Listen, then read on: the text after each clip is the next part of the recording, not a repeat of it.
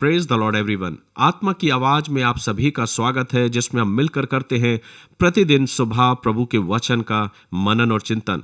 और उसी मनन की श्रृंखला में आज हम मनन करने जा रहे हैं भजन संहिता 24वां अध्याय। लेकिन इससे पहले प्रभु की महिमा में और उसकी उपस्थिति में इस गीत के द्वारा आज के इस मनन को हम प्रारंभ करते हैं।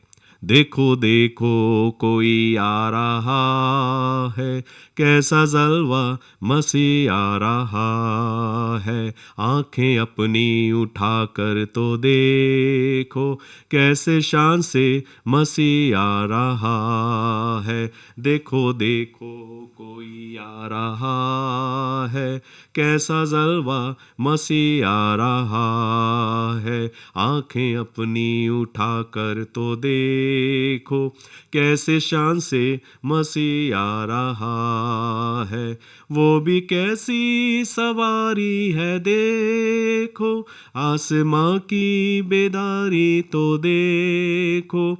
वो भी कैसी सवारी है देखो, आसमां की बेदारी तो देखो। बाजे बजते हैं, दूत गण गाते हैं, बाजे बजते हैं, दूत गण गाते हैं, क्योंकि शान से मसीह आ रहा है। देखो देखो कोई आ रहा है, कैसा जलवा मसीह आ रहा है। आंखें अपनी उठाकर तो देखो, कैसे शान से मसीह आ रहा है।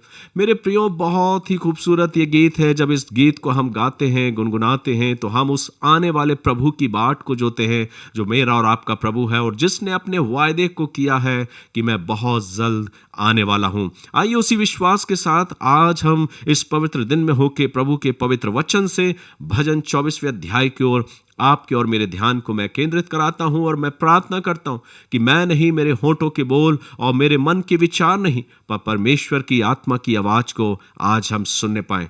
मेरे प्रियो, भजन 24 के 7वें पद में लिखा है, हे फाटकों अपने सिर ऊंचे करो, हे सनातन के द्वारों ऊंचे हो जाओ, क्योंकि प्रतापी राजा प्रवेश करेगा। दाऊद ने बहुत समय पहले ही, मेरे प्रियो, प्रभु के इस वचन को परमेश्वर की आत्मा की अगुवाई में होके लिखा। और वो बात हम पूरी होते हुए देखते हैं मेरे प्रियो, जब प्रभु यीशु मसीह का आगमन यरूशलेम में होता है। मेरे प्रियो, जैसा कुछ कहा गया वो सब कुछ परमेश्वर के वचन में घटित होता आया है। लेकिन बात यहीं खत्म नहीं हो जाती है मेरे प्रियो। वचन कहता है कि जब प्रभु यीशु मसीह बादलों पर उठा लिया गया, वचन कहता है कि उसने कहा, मैं फिर से वापस आऊंगा। और हम और आप विश्वासी, जो मसीह पर विश्वास करने वाले लोग हैं मेरे प्रियो, और उसकी शिक्षाओं के अनुसार अपने जीवन को व्यतीत करने वाले हैं, वो इस विश्वास के साथ अपनी जिंदगी को व्यतीत करते हैं कि मेरा और आपका प्रभु बहुत जल्द फिर से वापस आने वाला है। और इस आशा और विश्वास के साथ मेरे प्रियो,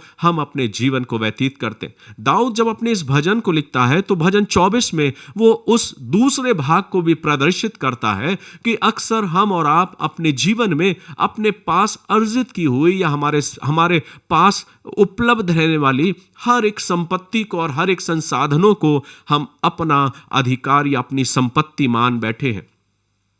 कल्पना कीजिए और विचार करिए आज अपने आप से और अपने जीवन से कि आज अगर आपसे पूछें कि आपके पास क्या है, तो हर इंसान इस बात को कहने में पीछे नहीं हटता कि आज जो कुछ मैंने अर्जित किया है वो सब कुछ मेरा है। और इंसान से अगर बात की जाए तो वो हर बार इसी बात को कहता है कि ये मेरा है, ये संपत्ति मेरी है, ये दौलत मेरा है, ये धन मेरा है। और जितने भी संसाधन आज हमारे पास हम अपने जीवन में अपने अपने दिनचर्या में उपयोग करते हैं या अपने खुद की व्यक्तिगत जीवन के लिए, अपने परिवार के लिए, कई बार अक्सर हम इन बातों को कहते हैं ये सब कुछ मेरा है।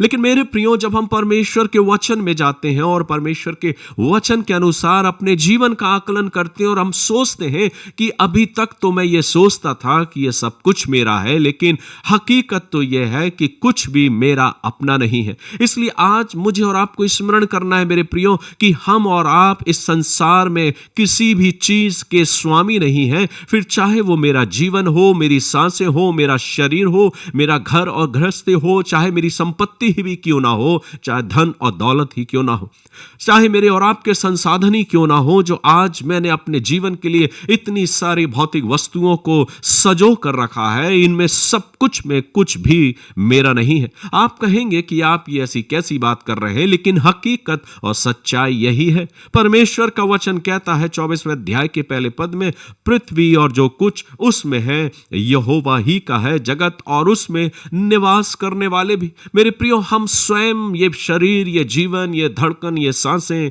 ये सब कुछ मेरे और आपके प्रभु का है, क्योंकि परमेश्वर का वचन इस बात को कहता है कि पृथ्वी और जो कुछ उसमें है यहोवा ही का है, जगत और उसमें निवास करने वाले।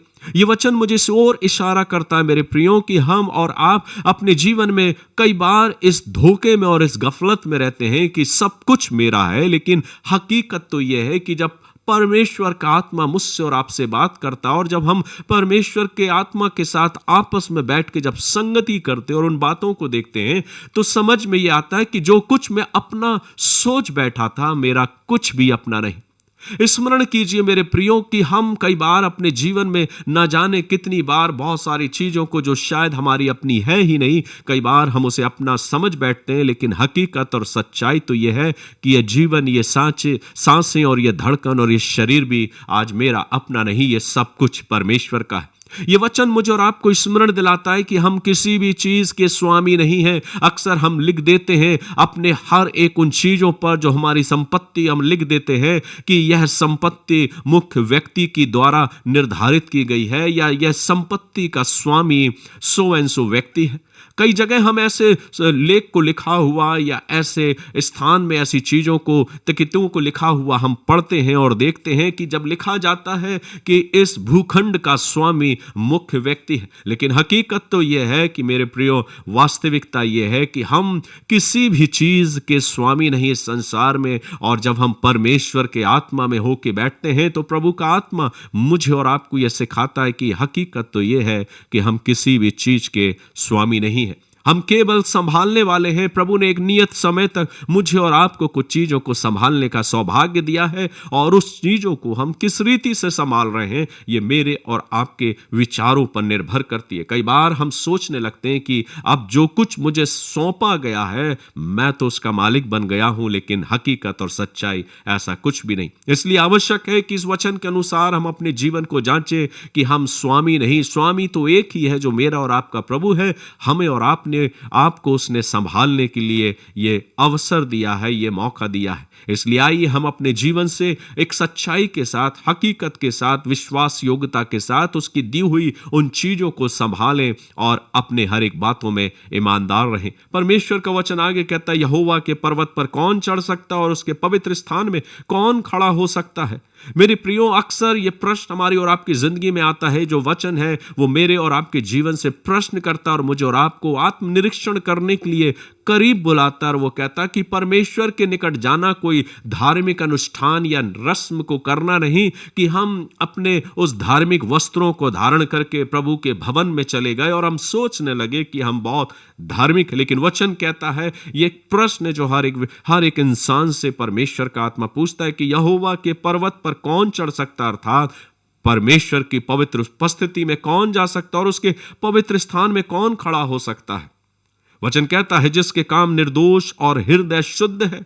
यह सबसे बड़ी उपलब्धि है एक इंसान के जीवन के लिए जो प्रभु की पवित्र समीपता में जाना चाहता है। पवित्रता उन पवित्र वस्त्रों को पहनने के द्वारा नहीं मेरे प्रियो, लेकिन पवित्रता निर्धारित की जाती है मेरे और आपके जीवन के द्वारा, जब हम अपने कामों में परमेश्वर की दृष्टि में निर्दोष गिने जाते हैं और हमारे हृदय शुद्ध है।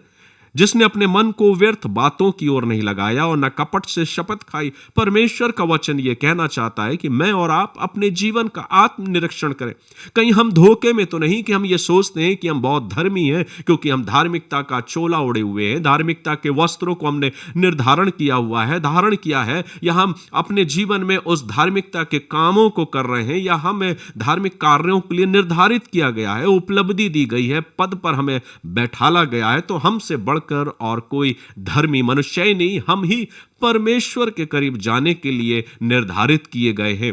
लेकिन मेरे प्रियो, परमेश्वर का वचन कहता है कि प्रभु के करीब आने वाले को या आने वाले इंसान को अपने जीवन में अपने कामों को निर्दोष और अपने हृदय को शुद्ध रखना है और अपने मन से व्यर्थ की बातों को नहीं करना है, तब वो परमेश्वर के करीब जाने के लायक है। आगे वचन कहता है, वह यहोवा की ओर से आशीष पाएगा और अपने उद्धार करने वाले परमेश्वर की ओर से धर्मी ठहरेगा। ऐसे ही लोग उसके खोजी हैं, वे तेरे दर्शन के खोजी याकूब वंशी हैं। मेरे प्रियो, जब हम अपने स्वच्छ और निर्मल हृदय के साथ प्रभु के करीब पहुंचते हैं तो वचन कहता है प्रभु वो सब आशीषें आपके जीवन में देगा जो आप अपने जीवन में पाना चाहते हैं। फिर चाहे वो भौतिक वस्तुओं की आशीष हो, फिर चाहे वो आर्थिक आशीष हो या आपके पारिवारिक जीवन की आशीष हो, फिर चाहे वो वैवाहिक जीवन की आशीष हो या आपके जीवन की और भी उपलब्धियां हो, परमेश्वर आपको आशीषित करेगा और शिरोमणि ठहराएगा। परमेश्वर का वचन कहता है जब हम अपने जीवन को ऐसे व्यतीत करते हैं, परमेश्वर की आशीष को पाते हैं। लेकिन हर एक इंसान के जीवन में अपने आप को, अपनी जिंदगी को तैयार करना उस प्रभु के आगमन के लिए कि वो प्रभु जो मेरा और आपका प्रभु है, जिसने मुझे और आपको ये जीवन दिया है, ये जीवन उसका दिया हुआ और मैं और आप उसके भंडारी हैं, और इस जीवन को एक अच्छे भंडारी की रीति से व्यतीत करना है। भंडारी पान इस बात में नहीं कि हमने कितना अधिक परमेश्वर के सम्मुख अपनी भेंटों को अर्पित किया है या क्या कुछ हमने किया है, कितना कुछ हमने प्रभु के सम्मुख दिया है, लेकिन एक अच्छा भंडारी वो कहलाता है कि जिस प्रभु ने आपको जीवन दिया, ये सांसें और धड़कन दी है, इस जीवन को आपने कितना संभाल कर रखा है, क्योंकि प्रभु उसका न्याय जरूर करेगा। इसलिए वचन कहता है, हे फाटकों अपने सिर ऊंचे करो, हे सनातन के द्वारों ऊंचे हो जाओ, क्योंकि प्रतापी राजा प्रवेश करेगा। वह प्रतापी राजा कौन है? परमेश्वर जो सामर्थी और पराक्रमी है, परमेश्वर जो युद्ध में पराक्रमी है। हे फाटकों अपने सिर ऊंचे करो, हे सनातन के द्वारों तुम भी खुल जाओ, क्योंकि प्रतापी राजा प्रवेश करेगा। वह प्रतापी राजा कौन है? सेनाओं का यहोवा वही प्रतापी राजा है। मेरे प्रियो, ये वचन मुझे इस ओर इशारा करता है कि मेरा और आपका प्रभु बहुत जल्द आने वाला है। प्रारंभ में हमने गीत को गाया था कि देखो देखो कोई आ रहा है, कैसा जलवा मसीह आ रहा है। मेरे प्रियो, यह सच्चाई और हकीकत है। इंसान अपने जीवन में विश्वास करे या ना करे, यह उनके और हमारे विचारों पर निर्भर करता है, लेकिन हकीकत और सच्चाई तो यह है कि प्रभु का वचन कहता है कि जब वो प्रतापी राजा आएगा तो अपने फाटकों को ऊंचा करो। फाटकों का तात्पर्य वो द्वार नहीं जिससे आना जाना होता, फाटकों का तात्पर्य मेरे और आपके दिलों की चर्चा यहां की जा रही है कि मुझे और आपको अपने हृदय को खोलना है प्रभु के उस आगमन के लिए, क्योंकि प्रभु वहीं प्रवेश करता है जिनके हृदय खुले होते हैं। और वैसे हृदयों में जिसमें निर्मलता है, जिसमें स्वच्छता है, जिसमें कपट नहीं, जिसका हृदय शुद्ध है, जिसका हृदय, जिसका जीवन निर्दोष है, ऐसे जीवन में प्रभु प्रवेश करता है और अपनी आशीषों को डेलता है। मेरे प्रियो, आज ये वचन मेरे और आपकी जिंदगियों को बातचीत करे, मेरे और आपकी जिंदगियों को आशीषित करे, क्योंकि वचन कहता है कि प्रभु बाहरी दिखावटे जीवन को नहीं पर वो आंतरिक जीवन को देखता है। आज ये वचन मुझे और आपको एक चुनौती देता है, क्या तू अपने जीवन में उस प्रभु के आगमन के लिए अपने आप को तैयार कर बैठा है? क्या तू अपने आप को अच्छा भंडारी बना के रखा है? क्या तूने प्रभु की दी हुई उन चीजों का स्वयं तो स्वामी नहीं बन बैठा, या अपने जीवन में उस स्वामी के द्वारा प्रदत्त दी गई चीजों का आज तू सही तरीके से देखरेख कर रहा, फिर चाहे वो तेरा जीवन ही क्यों ना हो? अक्सर हम जिंदगी में इस गफलत में खोए रहते हैं कि ये जीवन, ये संसार में ये जिंदगी सिर्फ मेरी है और मेरे सिवा किसी और की नहीं। लेकिन इंसान भूल जाता है जब समय आता है और वक्त आता है जब अपने सामने अपने जीवन के अंतिम पड़ाव को देखता है, और वो तब समझ में आता है कि मैं तो एक यात्री था, मुझे तो ये काम सौंपा गया था, लेकिन इस जीवन में मैंने ना जाने क्या कुछ नहीं किया।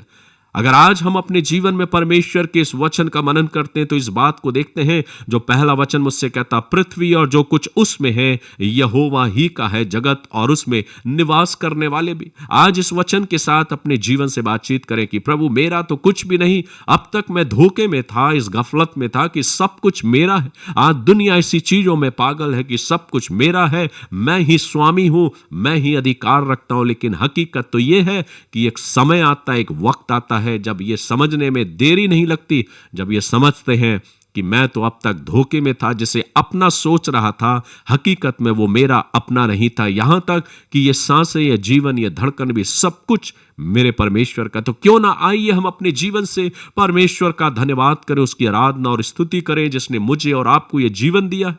अपने आप को तैयार करें प्रभु के लिए, उस आगमन के लिए जब मेरा और आपका प्रभु आए तो मुझे और आपको निर्मल और स्वच्छ जीवन को देखते हुए एक शुद्ध हृदय के साथ मुझे स्वीकार करे और मेरे और आपके जीवन में अपनी आशीष कुंडली। अगर आप और हम अपने जीवन में परमेश्वर के वचन के अनुसार अपने जीवन को व्यतीत करते, मेरे प्रियो, यकीनन मानिए आप अपनी जिंदगी में प्रभु की उन आशीषों को देखेंगे। प्रभु की आशीषें आपकी जिंदगी में बहुत अधिकाई से होगी और आप अपने जीवन से प्रभु का धन्यवाद करेंगे। प्रभु इन वचनों के द्वारा आप सभी को आशीष दो। मैं प्रार्थना करता हूं कि मैं नहीं परमेश्वर की आवाज, परमेश्वर की आत्मा आपके हृदयों को छुए और आज ये वचन आपके दिलों से बातचीत करने पाए।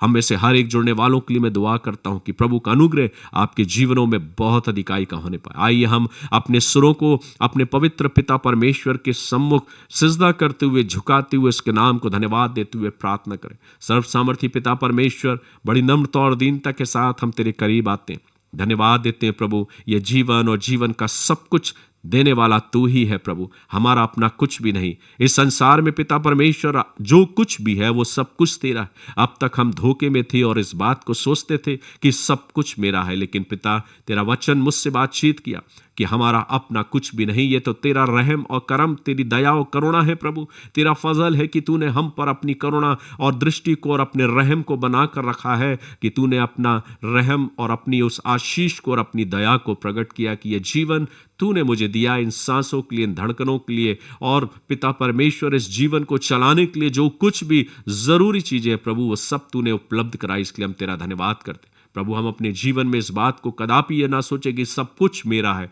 प्रभु सब कुछ तेरा है और तूने ही हमको दिया है, सौंपा है, ताकि हम इसकी देखरेख कर सके। जब तक पिता परमेश्वर आपने हमसे अपने वचन के द्वारा बातचीत की और हमने जान पाए प्रभु जी कि आप ही सर्वोसर्वा हैं, आप ही हर चीजों के स्वामी हैं। प्रभु हम प्रार्थना करते हैं इस जीवन में रहते हुए हमें एक ऐसा भंडारी बना प्रभु, ताकि हम तेरी दी हुई तमाम सभी चीजों को पिता परमेश्वर सजो कर रख सके और प्रभु अपने हृदय को, अपने जीवन को पवित्रता के साथ व्यतीत करने पाए, ताकि प्रभु जब आपका आगमन हो मेरे जीवन को देख के प्रभु आप आनंदित हों और पिता परमेश्वर आपकी आशीष को हम आप पाने पाए। हर एक सुनने वालों पर, हर एक परिवारों पर प्रभु आपकी आशीष मांगते हैं। आज के इस पवित्र दिन में होकर प्रभु आपका सेवक होने के नाते आपके नाम से हर एक को मैं ब्लेसिंग्स के वर्ड बोलता हूँ प्रभु, आशीष की घोषणाएं करता हूँ इनके जीवन के लिए, इनके परिवारों के लिए, इनकी जिंदगियों के लिए। प्रभु ये उन्नत हो, आशीषित हो, फलवंत हो और आपका अनुग्रह, आपकी आशीष इनके जीवनों में बहुत अधिकाई से हो। सारी बातों के लिए धन्यवाद देते हैं प्रभु, आपने दुआओं को सुना और आज इस वचन के द्वारा हमसे बातचीत की। खुदावंद प्रभु यीशु मसीह के नाम में होकर मांगते हैं, सुनिए और ग्रहण कीजिए, आमीन। गॉड ब्लेस यू मेरे प्रियो। प्रभु आप सभी को आशीष दे। आज का पवित्र दिन आपकी जिंदगियों को और रोशन करे और आने वाला सप्ताह आपके जीवन में और आनंद और अनुग्रह से परिपूर्ण हो। God bless you.